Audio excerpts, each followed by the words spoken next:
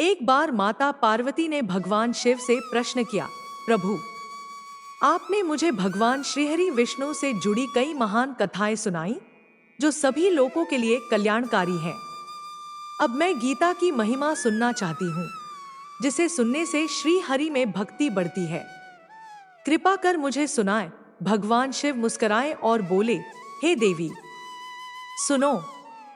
जिनका रूप नील कमल के समान है, जिनके वाहन पक्षराज गरुड़ हैं, तथा जो सदैव शेषनाग की शैया पर शयन करते हैं, उन भगवान श्रीहरि विष्णु का मैं सदैव ध्यान करता हूँ। हे देवी, मैं तुम्हें श्रीहरि विष्णु की एक दिव्य कथा सुनाता हूँ, जो तुम्हारे इस प्रश्न का उत्तर बनेगी। एक समय की बात है, श्रीहरि विष्णु क्षीर सागर में शेषनाग की शैया पर विश्राम कर रहे थे और उनके पास भगवती लक्ष्मी बैठी थी। तब भगवती लक्ष्मी ने भगवान विष्णु से प्रश्न किया, नाथ, आप संपूर्ण सृष्टि का पालन करते हैं, फिर भी आप ऐसे निश्चल होकर यहाँ इस क्षीर सागर में सोए हुए दिखाई देते हैं। इसका क्या कारण है? कृपा कर मुझे बतलाइए। तब श्रीहरि विष्णु बोले, देवी, मैं सोता नहीं हूँ, बल्कि अपनी दिव्य दृष्टि से अपने ही महान तेज का अनुभव कर रहा हूँ। यह वही तेज है जिसका योगी अपने मन में दर्शन करते हैं और विद्वान इसे वेदों का मूल तत्व मानते हैं। यह तेज अजर है, अद्वैत है, स्वयं प्रकाशित है, दुख रोग से मुक्त है तथा पूर्ण आनंद से भरा है। पूरा संसार इसी पर टिका है। मैं इसी का अनुभव करता हूँ। देवी, इसलिए तुम्हें लगता है कि मैं सो रहा हूँ। लक्ष्मी जी ने आश्चर्य से प्रश्न किया, प्रभु, योगी आपका ही ध्यान करते हैं। यह जानकर मुझे बड़ा आश्चर्य हो रहा है कि आपके अलावा भी कोई ध्यान करने योग्य है। आप सर्व समर्थ हैं, आप ही इस संसार को बनाते और मिटाते हैं। फिर भी यदि आप उस परम तत्व से अलग हैं, तो मुझे उसके बारे में बताइए। श्री भगवान विष्णु बोले, प्रिय, आत्मा का स्वरूप द्वैत और अद्वैत से अलग है, सत और असत से मुक्त है तथा आदि और अंत से रहित है। यह शुद्ध ज्ञान के प्रकाश से मिलता है और परम आनंद का रूप है। यही मेरा वास्तविक स्वरूप है। आत्मा की एकता ही जानने योग्य है और गीता में इसी का वर्णन है। यह सुनकर भगवती लक्ष्मी ने संदेह करते हुए कहा, प्रभु, यदि आपका स्वरूप परम आनंदमय है और मनवाणी की पहुंच से बाहर है, तो गीता कैसे उसका बोध कराती है? कृपया मेरे इस संदेह को दूर करें। श्री भगवान विष्णु बोले, प्रिय, सुनो, गीता में मैं अपनी स्थिति का वर्णन करता हूँ।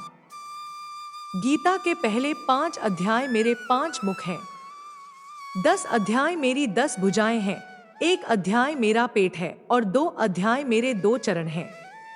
इस प्रकार 18 अध्यायों की यह मेरी वाणी रूपी मूर्ति है।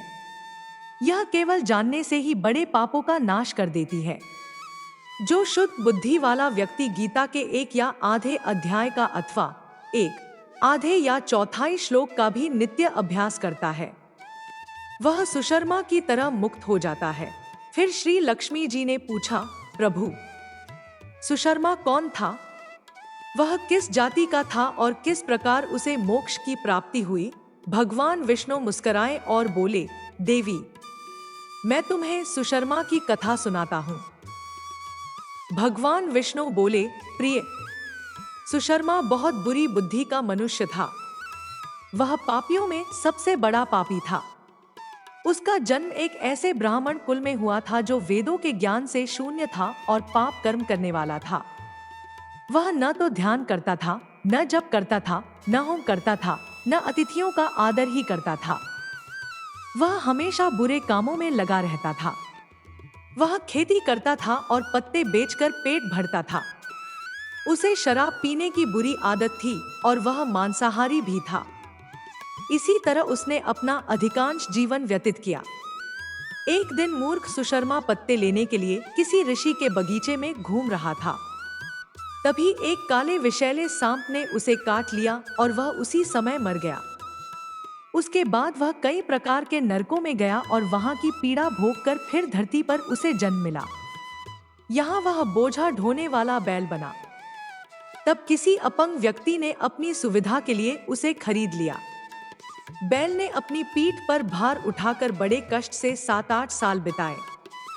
एक दिन अपंग व्यक्ति ने बहुत ऊंचे स्थान पर बहुत तेजी से उस बैल को बोझे के साथ ऊपर नीचे घुमाया। इससे वह थककर जमीन पर गिर गया और बेसुध सा हो गया। तब वहां कौतूहलवश बहुत से लोग इकट्ठे हो गए। उस भीड़ में से किसी पुण्यात्मा ने उस बैल का कल्याण करने के लिए अपना पुण्य दान किया। फिर कुछ और लोगों ने भी अपने पुण्य उसे दान किए। उस भीड़ में एक वैश्या भी खड़ी थी। उसे अपने पुण्य के बारे में कुछ भी ज्ञान न था, फिर भी उसने दूसरों को देखकर उस बैल के लिए कुछ पुण्य दान किया। इसके बाद यमराज के दूत उस मरे हुए प्राणी को पहले यमपुरी ले गए। वहां यह देखकर कि यह वैश्या के दिए हुए पुण्य से पुण्यवान हो गया है, उसे छोड़ दिया गया। फिर उसने धरती पर आकर शील वाले ब्राह्मणों के उत्तम कुल में जन्म लिया। उस समय उसे अपने पिछले जन्म का ज्ञान था। बहुत दिनों बाद अपने अज्ञान को दूर करने की इच्छा से वह उस वैश्या के पास गया और उसके दान की बात बताकर पूछा, तुमने कौन सा पुण्य दान किया था? वैश्या ने कहा, वह पिंजरे में बैठा तोता नित्य कुछ पाठ करता है। उसके श्रवण मात्र से मेरा मन भी पवित्र हो गया है। उसी का पुण्य मैंने तुम्हारे लिए दान किया था। इसके बाद दोनों ने तोते से पूछा। तब तोते ने दोनों को अपने पूर्व जन्म की गाथा सुनाई। पिछले जन्म में मैं बहुत विद्वान था, लेकिन अपनी विद्या के अहंकार में डूबा रहता था। मेरे मन में रागद्वेष इतना बढ़ गया था कि मैं गुणवान विद्वानों से भी ईर्ष्या करने लगा था। समय आने पर मेरी मृत्यु हो गई और मैं कई घृणित लोकों में भटकता रहा। फिर इस लोक में आया। सद्गुरु की बहुत निंदा करने के कारण तोते की योनि में मेरा जन्म हुआ। पापी होने के कारण छोटी उम्र में ही मेरे माता पिता से अलग हो गया। एक दिन मैं गर्मी के मौसम में रास्ते पर पड़ा था। वहां से कुछ श्रेष्ठ मुनिजन मुझे उठाकर ऋषि आश्रम ले आए और आश्रम में एक पिंजरे में मुझे रख दिया। आश्रम में ऋषियों के बच्चे बड़े प्रेम से गीता के पहले अध्याय को बार बार दोहराते थे। उन्हीं से सुनकर मैं भी बार बार वह पाठ करने लगा। इसी बीच एक बहेलिये ने मुझे वहां से चुरा लिया और फिर इस देवी ने मुझे उस बहेलिये से खरीद लिया। मैं नित्य गीता के प्रथम अध्याय का अभ्यास किया करता था, जिसके प्रताप से मेरे समस्त पाप नष्ट हो गए। उसी को श्रवण करने से इस वैश्या का भी मन शुद्ध हो गया और उसी के पुण्य से श्रेष्ठ ब्राह्मण सुशर्मा आप भी पाप मुक्त हुए। इस तरह आपस में वार्ता कर गीता के पहले अध्याय की महिमा को श्रवण करके वे तीनों नित्य गीता का अभ्यास करने लगे। फिर उससे पुण्यवान होकर वे तीनों मुक्त हो गए। इसलिए जो व्यक्ति गीता के पहले अध्याय को पढ़ता, सुनता और नित्य अभ्यास करता है, उसे इस भवसागर को पार करने में कोई कठिनाई नहीं होती। यह कथा दिखाती है कि गीता के एक अध्याय के अभ्यास से भी व्यक्ति के पाप दूर होकर मुक्ति मिल सकती है। चाहे कोई कितना भी पापी हो, गीता का नित्य अभ्यास उसे पवित्र बना देता है। कथा यहाँ पर पूर्ण हुई। प्रेम से बोलिए हरे कृष्ण कृष्ण कृष्ण हरे हरे, हरे राम राम राम हरे हरे। आपको कथा कैसी लगी कमेंट करके अवश्य बताएं। कथा अच्छी लगे तो लाइक और शेयर अवश्य करें व हमारे चैनल को सब्सक्राइब करना न भूलें। प्रभु आपकी सभी मनोकामनाएं पूरी करें। धन्यवाद।